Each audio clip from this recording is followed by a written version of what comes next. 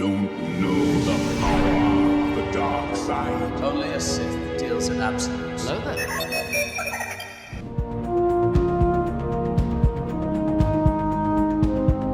While Omega may seem like a sweet and innocent clone, there may be something about her lurking in the depths of Kamino, the very place she originated from, that tells the truth about her purpose and why Palpatine and the Kaminoans need her.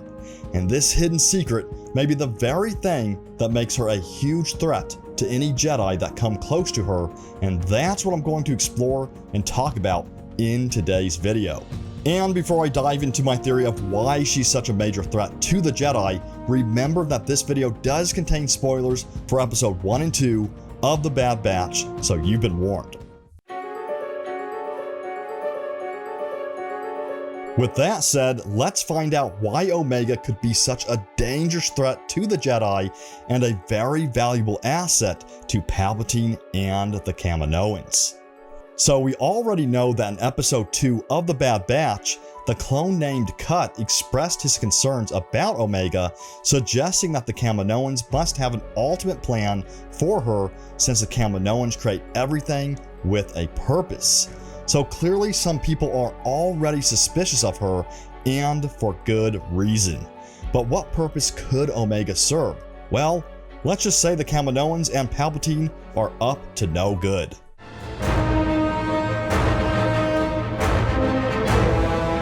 First of all, we have to establish that it appears that Omega could indeed be force sensitive in some ways. She appears to have the ability to literally read minds, as indicated by when she told Crosshair she knew what he was going to do.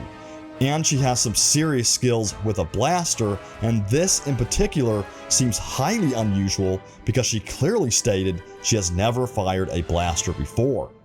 And some fans also think Omega has been cloned for the sole purpose of being one of Palpatine's secret experiments. But why Palpatine and the Kaminoans would need someone like Omega is just one of the questions we are trying to answer here.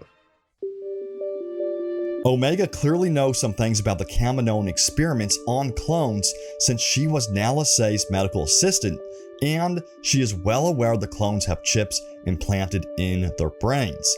But what she may not know about or have the ability to recall is all of the experiments the Kaminoans have done on her. She herself may have a chip embedded in her brain as well, and she may not even realize it, maybe even a chip more advanced than what the other clones have, and a chip that cannot be altered or disabled in any way.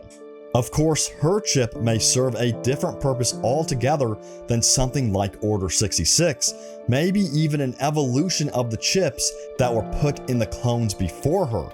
And if Palpatine did indeed successfully clone a Force user, and that user is Omega, you'd bet that he would want full control over such a priceless subject, even when he is not around. And a chip would enable non-Force users like Kaminoans to fully control a Force user like Omega, reassuring Palpatine that his Force clone is in check even when he's on the other side of the galaxy. If this is the case, why she hasn't been controlled by the Kaminoans yet has yet to be seen, and it could be because the Kaminoan Nala Se has bonded with Omega in some way, almost like a mother to her daughter, and wants to keep Omega away from Palpatine and the other Kaminoans. It could also be possible that Palpatine and the other Kaminoans could use a Force-sensitive clone like Omega for other purposes too. For instance, having an army of Force-sensitive clones like Omega could serve as an early detection system to detect hiding Jedi and other Force users by sensing their midi-chlorian count. Omega is already extremely perceptive, so it's possible that if she gets near a Jedi in hiding, she may be able to easily detect them by their midi-chlorian count, and if she has a chip embedded in her, perhaps the Empire could use this chip to be warned of the Jedi's presence. And it's very possible that the Dark Troopers in Season 2 of The Mandalorian had such a detection system since they reacted to Luke's presence right away, and it wouldn't be surprising if Omega was the initial test clone for such a system. Plus, we already saw early versions of the Dark Troopers in the Bad Batch Episode 1, so this certainly could be possible.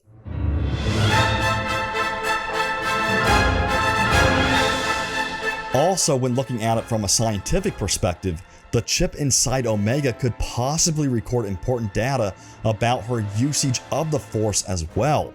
Extracting hard data about the Force in this way could let the Kaminoans perfect further clone subjects down the road.